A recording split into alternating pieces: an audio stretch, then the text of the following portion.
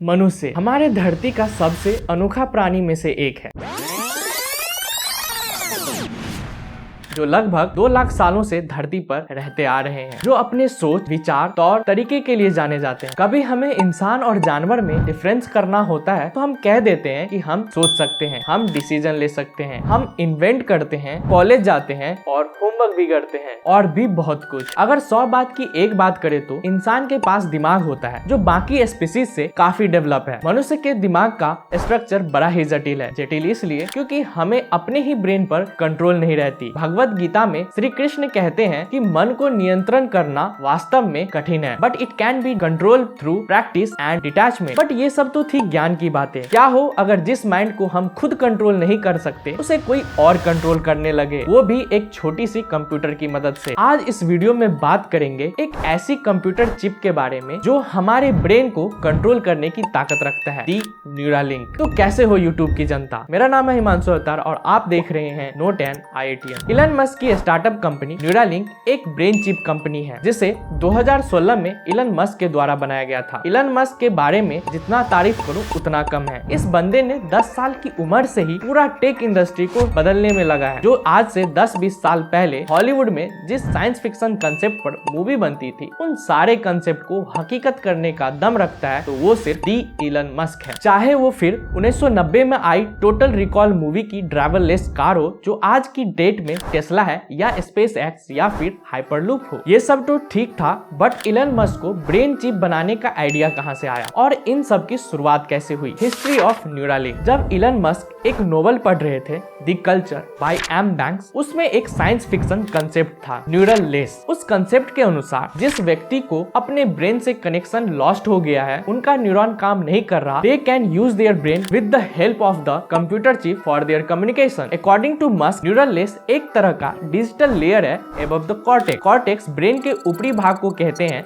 Which is responsible for the communication with neuron and brain. Elon Musk ने देखा कि हर साल लगभग 2.5 लाख से 5 लाख पेशेंट आ रहे हैं which are suffering from spinal cord injury, और ये काफी था इलन मस्क के लिए to start working for this and he is able to found the company Neuralink. Neuralink एक छोटी सी कंप्यूटर चिप है जिसे सर्जरी के द्वारा आर्टरी और वेन की मदद से ब्रेन में इम्प्लांट कर सकते हैं, जिसकी मदद से कोई भी पर्सन अपना फोन और कंप्यूटर यूज कर सकता है ओनली बाय थिंकिंग। उनका कहना है कि ये डिवाइस एक वीडियो गेम सेवर की तरह काम करती है, जिससे जिस इंसान को भी ब्रेन इंजरी है या स्पाइनल इंजरी है, दे कैन रिज्यूम और अपलोड देयर लाइफ। इन अप्रैल 2021 सबसे पहला न्यूरालिंक डिमोन्स्ट्रेशन एक बंदर पर किया गया था। ब्रेन चिप की मदद से बंदर ने वीडियो गेम पोंग खेल करके दिखाया। ये दिखाता है कि एक बंदर भी उस चिप की मदद से सोच सकता है and can make their own decision. फिर तो आदमी और जानवर में कोई फर्क ही नहीं रह जाएगी। हालांकि इलन मस्क से पहले भी ईयर 2002 में एक रिसर्च ग्रुप थी जो सिमिलर टेक्नोलॉजी पर काम कर रही थी। उस कंपनी ने भी बंदर पर ही डिमॉन्स्ट्रेट करके दिखाया था, जिसमें कि वो बंदर कंप्यूटर कर्सर को मूव कर रही थी through neural signal. But how the chips are able to transfer neural signal to brain, working of Neuralink. Year 2019 में पहली बार न्यूरालिंक की टीम ने इस टेक्नोलॉजी को दुनिया के सामने लाया at the California academy of science और अपना पहला वर्किंग प्रोटोटाइप भी दिखाया। न्यूरालिंक की टीम ने बताया कि ये जो ब्रेन चिप है, ये बहुत सारी पतली वायर से मिलकर बनी है, जिसे ब्रेन में इंसर्ट किया जाता है विदाउट कॉजिंग एनी डैमेज। और उन्होंने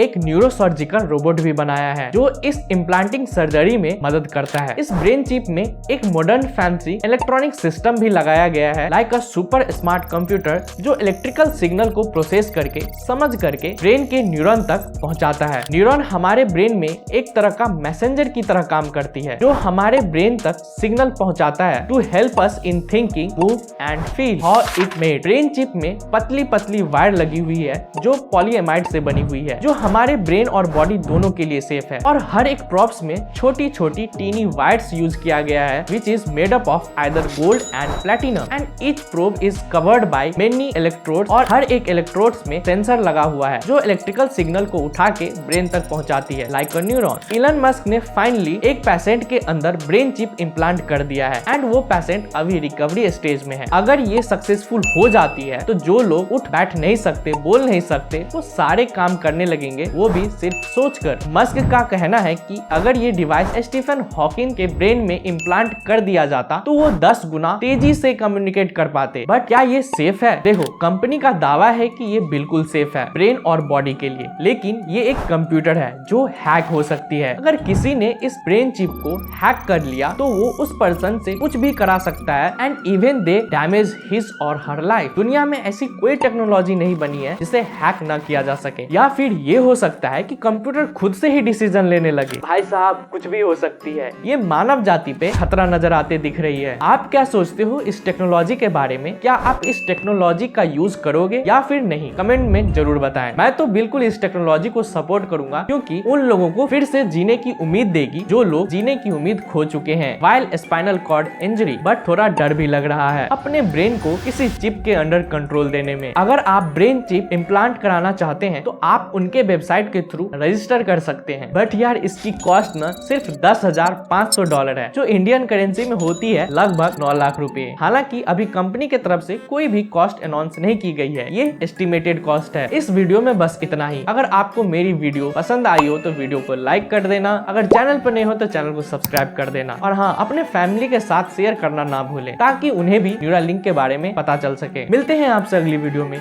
तब तक के लिए जय हिंद, जय भारत।